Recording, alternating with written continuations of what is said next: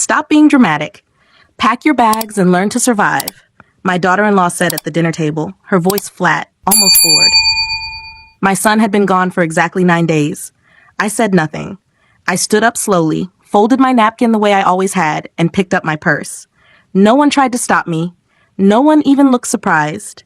The chair scraped softly against the floor as I pushed it back. That sound stayed with me longer than her words. I'm glad you're here. Stay with me until the end, and let me know where you're watching from.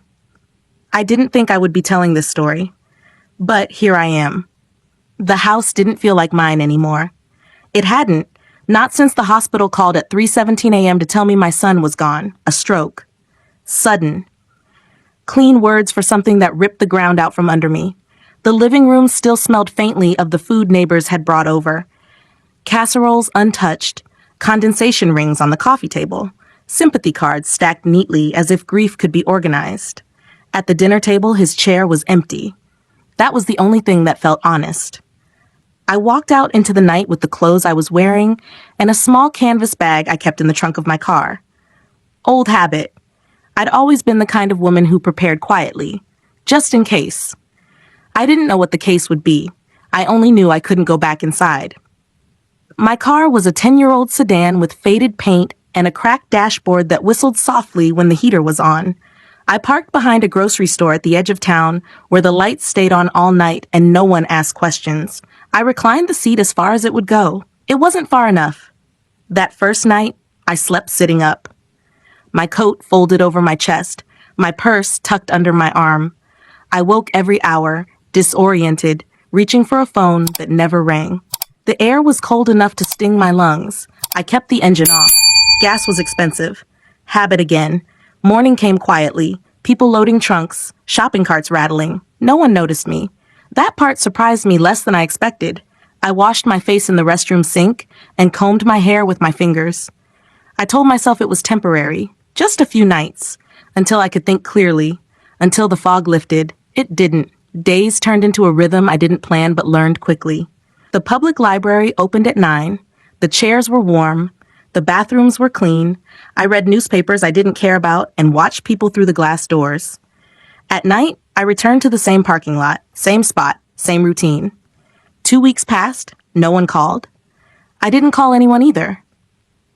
I thought about my son constantly, about how he used to check my tire pressure every time he visited, how he once drove 3 hours because my porch light wouldn't turn off. He had promised me I'd always be okay. He said it casually, like a fact, because I was his mother, and because he had never lied to me before. What I didn't know then was how much of my life had been rearranged without my voice in the room. On the 14th night, it rained. Hard. The sound on the roof of the car was loud and relentless. I watched water streak down the windshield and felt something settle inside me.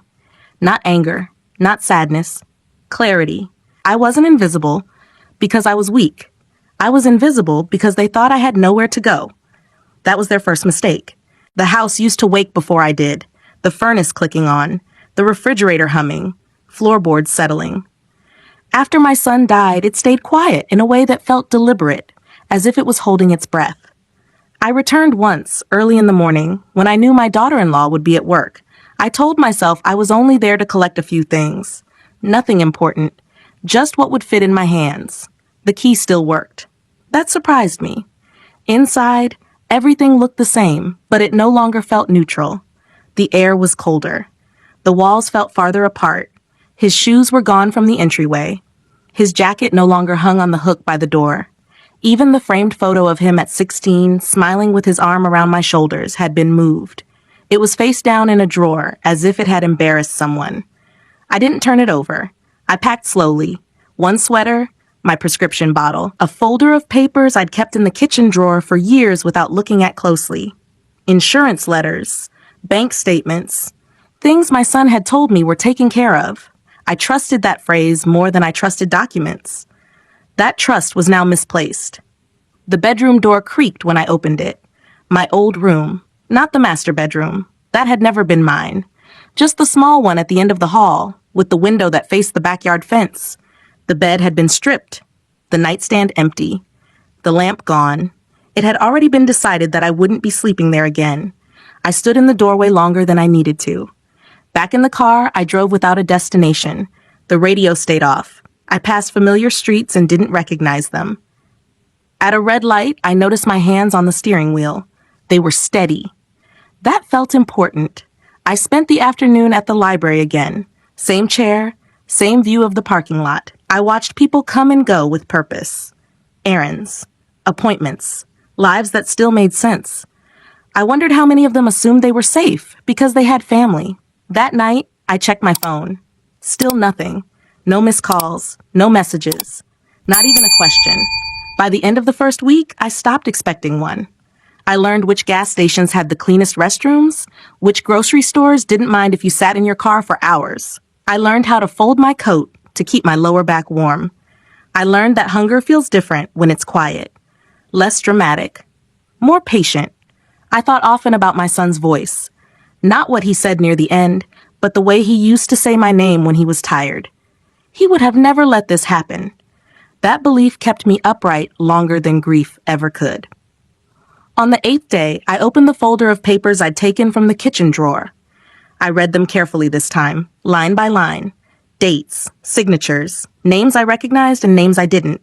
One page made me pause, a change of address form. Not mine. I didn't react. I simply noted it. That night, parked under the same flickering light, I slept better than I had since everything began. The rain had stopped. The air was still. I rested my head back and closed my eyes without bracing for impact. Something had shifted. Not in the world, in me. I was done waiting to be acknowledged. By the second week, patterns became visible. Not dramatic ones. Small, quiet changes that only appeared if you stopped hoping and started looking. I returned to the house once more, this time in the afternoon. The driveway was empty. The trash bins had been moved. One of them was new, blue plastic, city issued. My son had never ordered one. He used to complain about paperwork. Inside, the thermostat was set lower than it had ever been when I lived there. The hallway light was off. With a framed certificate I didn't recognize hung near the kitchen. Something about property assessment. My name wasn't on it. I didn't touch anything. I sat at the kitchen table, the same one where I'd been told to pack my bags. The surface still had a small scratch near the edge. I'd made it years ago, dropping a cast iron pan. My daughter-in-law used to remind me of it, as if I'd done it on purpose. I opened my phone and checked the calendar. No appointments, no reminders. My life had been cleared quietly, the way someone clears a browser history. Before leaving, I checked the mailbox. Inside was a single envelope, official, thick, addressed to the house. Not to me. I didn't open it. I didn't need to. The return address told me enough. In the car, I drove to a bank branch I hadn't visited in years. Not the one my son preferred, a smaller one, fewer people. I sat across from a woman younger than my son would have been. She smiled politely, asked how she could help. I asked a simple question, then another. Her smile tightened, not alarmed, careful. She told me what she could. She told me what she couldn't. She told me which forms I was no longer authorized to see. She didn't say why. She didn't have to. The silence filled that space efficiently. I thanked her and left.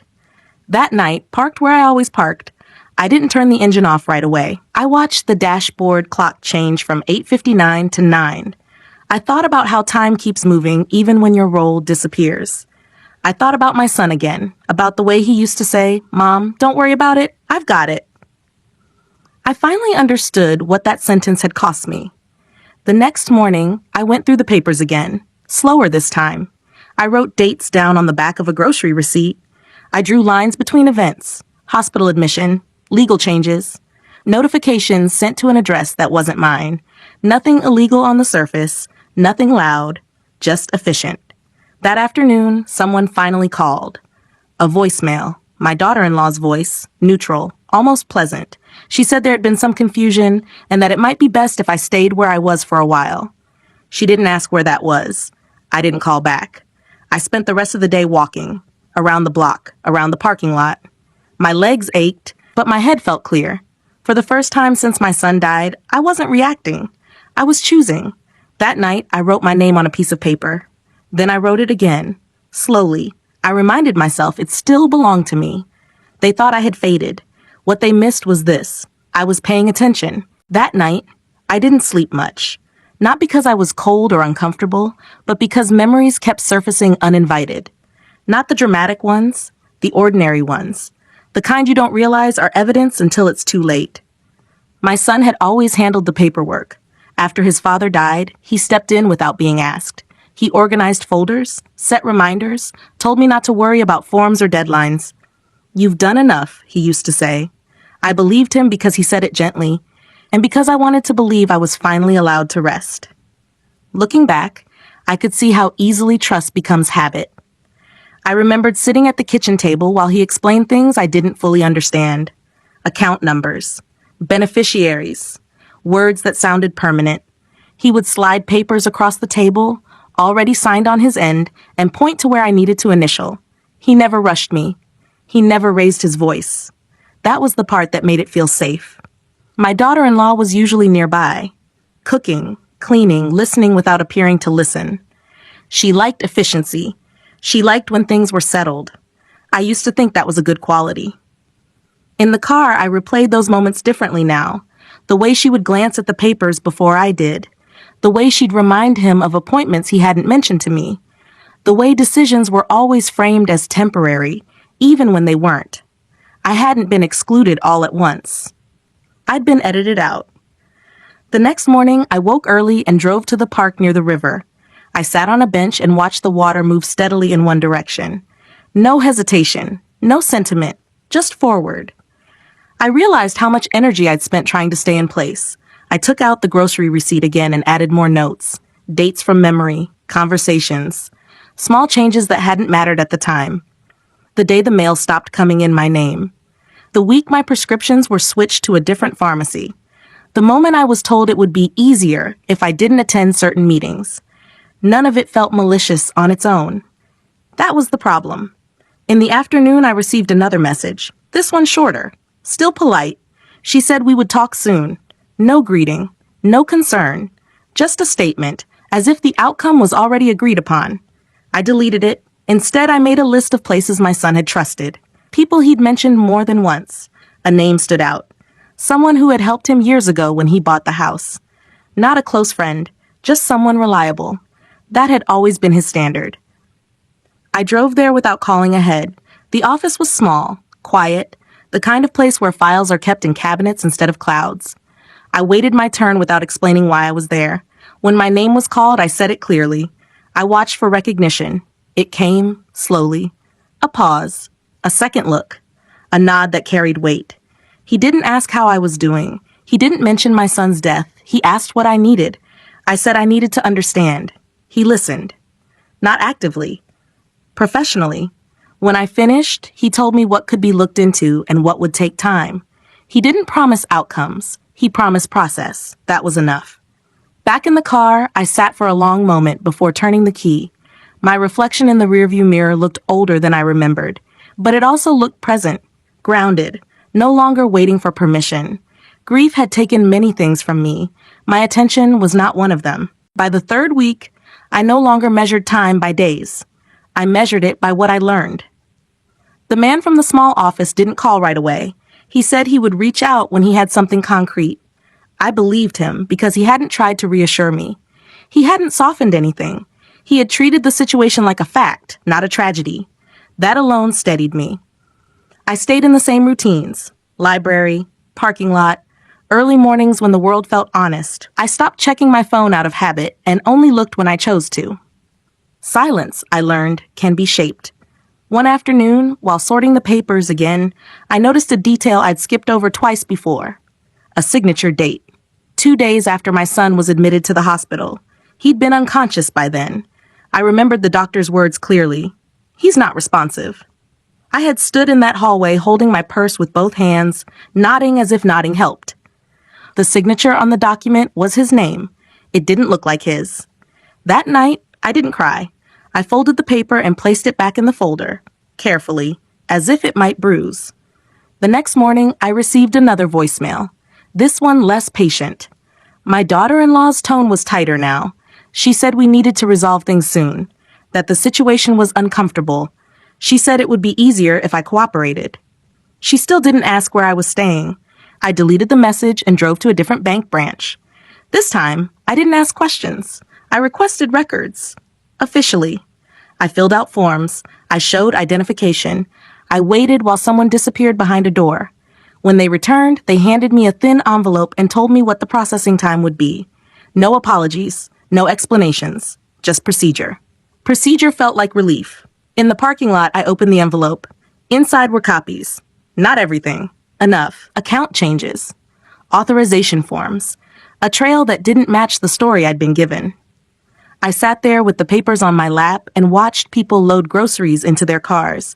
A woman helped an older man into the passenger seat. A child dropped a bag and laughed when oranges rolled across the pavement. Life continued, indifferent to my discovery. That was fine.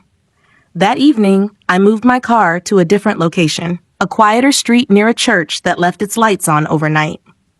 I slept deeper there, the kind of sleep that comes when your mind stops arguing with itself. The call came the next day. The man from the office spoke calmly. He confirmed what could be confirmed. He avoided conclusions. He told me what steps were available, what would require time, what would require patience. I told him I had both. After the call, I sat still for a long time. My hands rested in my lap. They weren't shaking. That felt new. I thought about the dinner table again, about the way my daughter-in-law had spoken to me.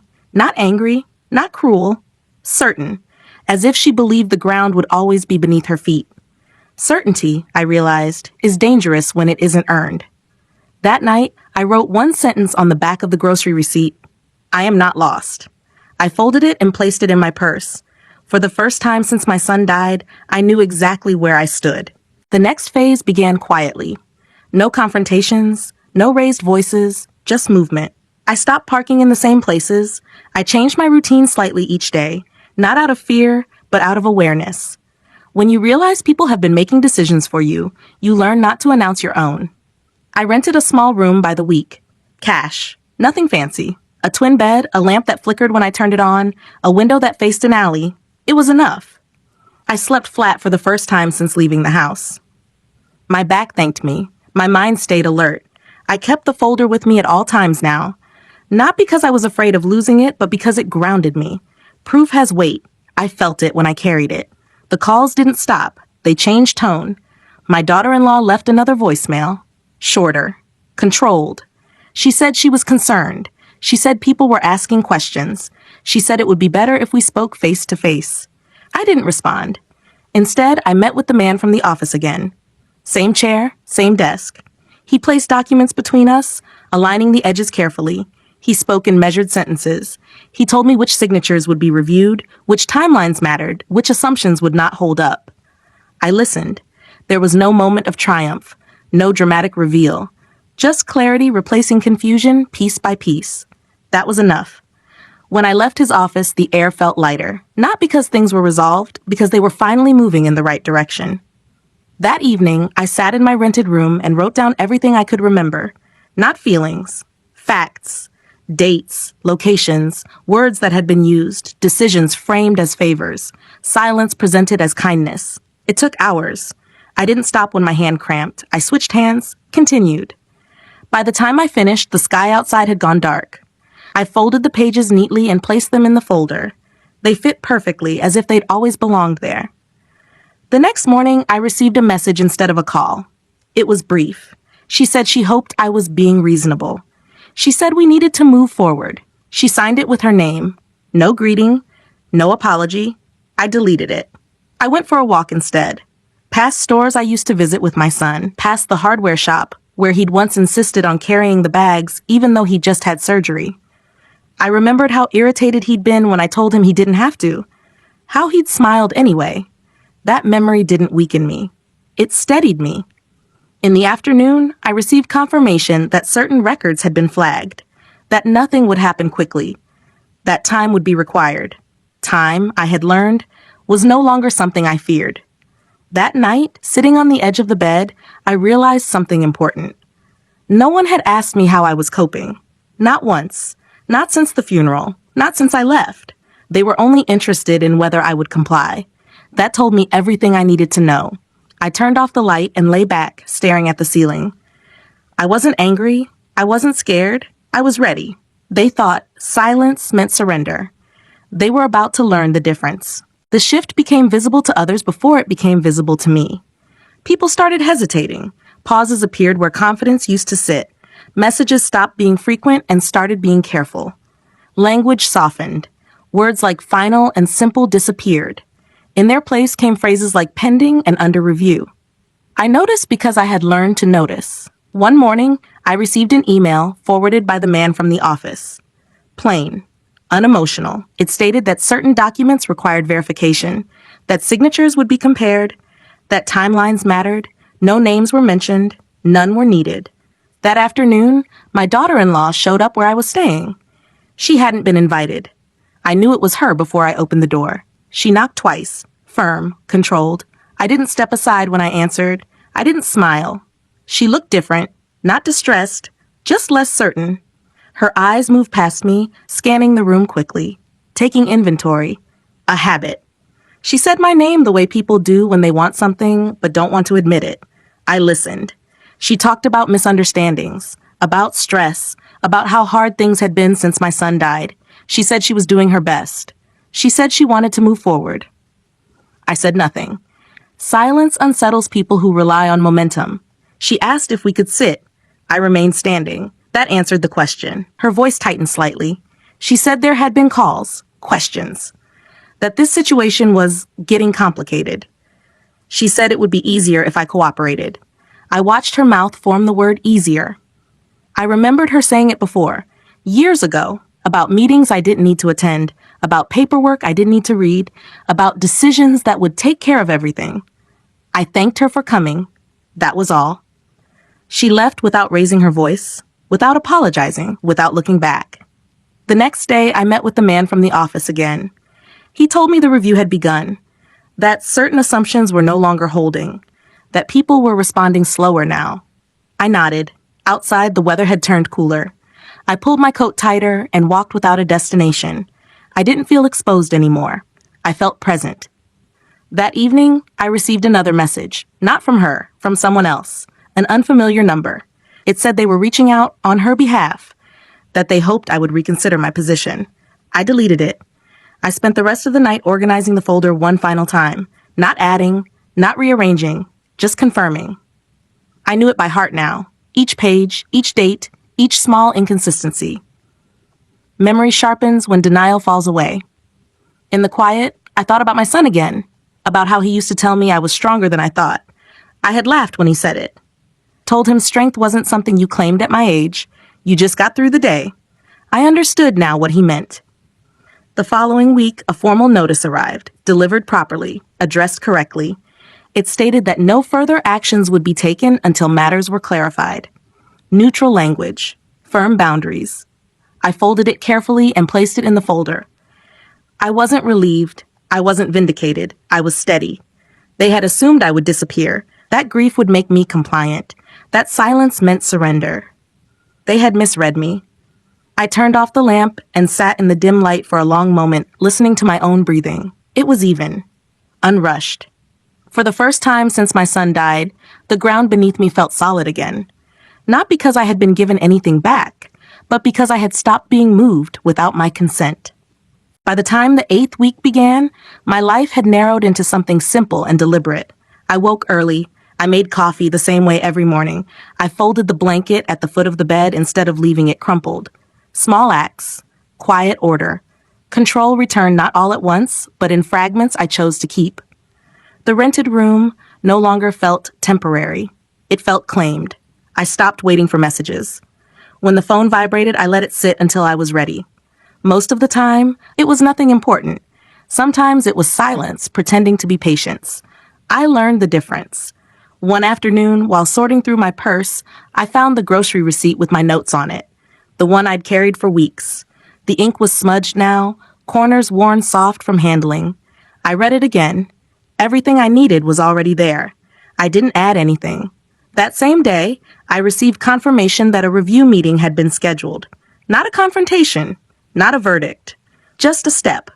The language was neutral. Procedural? That was fine. I marked the date on a scrap of paper and placed it on the nightstand. I didn't circle it. I didn't underline it. I acknowledged it and moved on. In the evening, I walked past the house I used to live in. Not to look inside, just to pass it. The lights were on, the curtains drawn. From the outside, it looked intact, whole, like nothing had ever been disturbed. Appearances have a way of cooperating with denial. I didn't slow down. As the days passed, the tone of communication shifted again. There was less pressure now, more distance, fewer assumptions. I noticed names being added to emails, more people included. Accountability spreads when certainty dissolves. That was not my doing. It was consequence. I spent time thinking about my son, but differently now. Not replaying his last days, not clinging to the version of him that protected me. I thought about him as a man who trusted the wrong person with the right intentions. That distinction mattered. Trust, I understood, is not a guarantee. It's a risk. One morning, I was asked to provide a statement, nothing emotional, just facts. I agreed. I sat at the small desk in my room and wrote carefully. Dates, events, language used, decisions made without my presence. I didn't rush. I didn't dramatize. I didn't soften. When I finished, I read it once. Then I set it aside. Later that day, I mailed it. Certified, tracked, documented. I watched the clerk stamp the envelope and slide it away. It felt final without being loud. That night, I slept deeply. No dreams, no interruptions, just rest. The following week, I received confirmation that the process would continue, that no immediate changes would be made, that patience was required. I had already learned that. What surprised me was the absence of fear. I had expected anxiety to return. It didn't. Instead, there was a steady sense of alignment. My actions matched my understanding. My silence had purpose now. I wasn't hiding. I wasn't retreating. I was positioned. One evening, sitting on the edge of the bed, I realized I no longer felt the urge to explain myself. Not to anyone. Not even in my own head. That urge had belonged to a version of me that believed fairness came from being understood. I knew better now. I turned off the lamp and lay back, hands folded over my stomach, breathing evenly. Whatever came next would not catch me unprepared. They had mistaken my restraint for weakness. What they hadn't accounted for was this. I was no longer reacting to what they did. I was deciding what I would allow. The invitation came without apology. A short email, neutral subject line, a request for a meeting to clarify remaining matters, a date, a time, and a location listed as if everything between us had been orderly all along. I read it once, then again. I didn't respond right away. When I did, I agreed. One sentence. No questions. The location was a public office downtown, glass walls, neutral chairs, a place designed to make people behave. I arrived early and chose a seat where I could see the entrance. Old habit, not fear, awareness. She arrived 10 minutes late. My daughter-in-law walked in with controlled steps, dressed carefully, carrying a folder identical to the one I'd been carrying for weeks. She paused when she saw me, just long enough to measure the room. Then she smiled. It didn't reach her eyes. We sat across from each other at a small table. No one else joined us at first. The silence stretched. I let it. Eventually, she spoke. She said she was glad I'd come. She said things had gotten complicated. She said stress had made everything harder than it needed to be. She spoke as if difficulty had simply appeared, like weather. I listened. She slid her folder across the table slightly, as if inviting me to look. I didn't touch it. My hands remained folded in my lap. She cleared her throat and tried again. She said she wanted to put everything behind us. She said my son would have wanted that. She said family mattered. That was the first time she mentioned him by name. I didn't react. The door opened and another person entered, a professional. Introductions were made. The tone changed immediately. Words became careful. Phrases were repeated. Everything slowed. Documents were discussed. Timelines referenced. Questions asked. When it was my turn to speak, I answered plainly. I didn't elaborate. I didn't defend. I stated facts as I remembered them. Dates, locations, actions taken without my consent. I watched her posture shift with each response. Not panic. Calculation. She adjusted her language, choosing safer words, softer ones. At one point, she interrupted, corrected a detail. A small thing. Insignificant, she thought. The correction didn't match the records. No one said anything right away. A note was made. The conversation moved on. That was when I understood the balance had changed. After the meeting, she stopped me in the hallway. Not angry, not pleading, just quiet. She asked if we could talk privately. I said no. I walked out into the afternoon light and stood on the sidewalk for a moment, letting the noise of the city surround me. Traffic, footsteps, voices passing by, uninterested in our story. It felt grounding. That evening, I returned to my room and placed the folder back in the drawer. I didn't open it. I didn't need to. I already knew what it contained. A message arrived later that night. Polite, brief. She said she hoped we could resolve things amicably. She said she was open to compromise. I deleted it.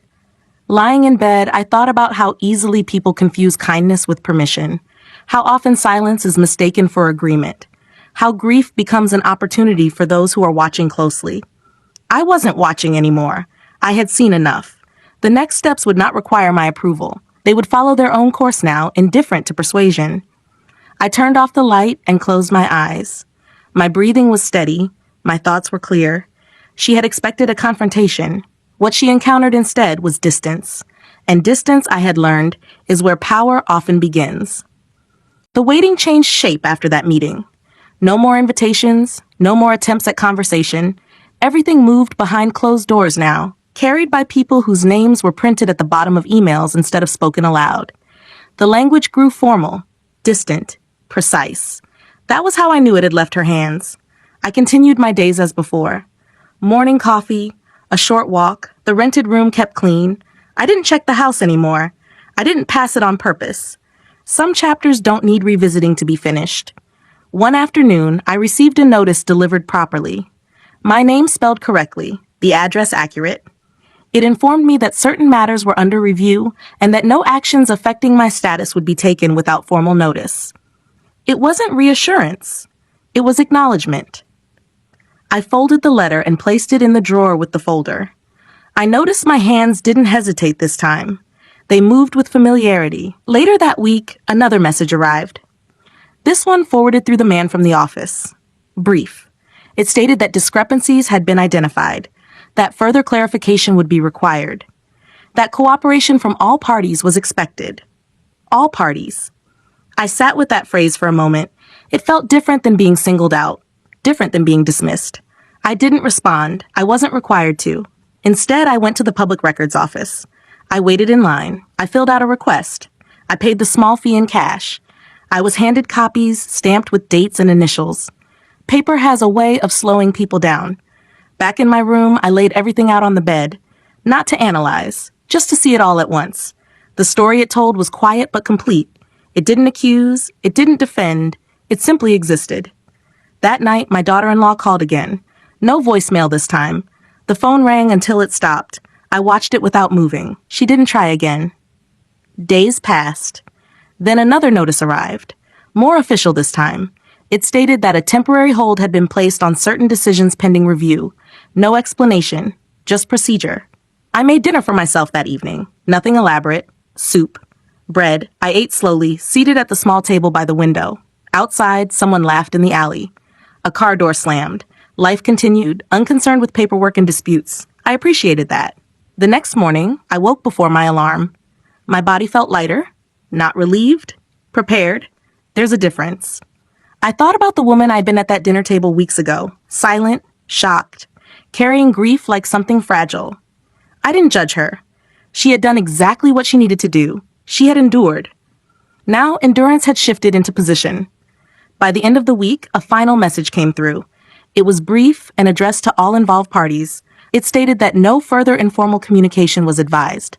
All matters would proceed through proper channels. I read it once and deleted it. I sat on the edge of the bed and looked around the room. It was still small, still temporary, but it felt sufficient. I wasn't waiting for an apology. I wasn't waiting for understanding. I was waiting for resolution. And this time, I knew it wouldn't require my voice to be loud.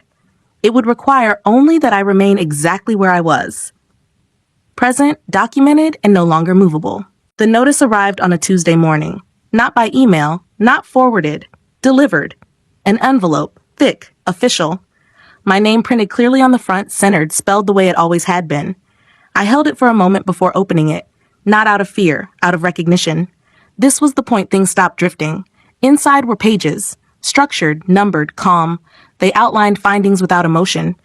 Dates aligned, records matched, Signatures were questioned, authority was reassigned.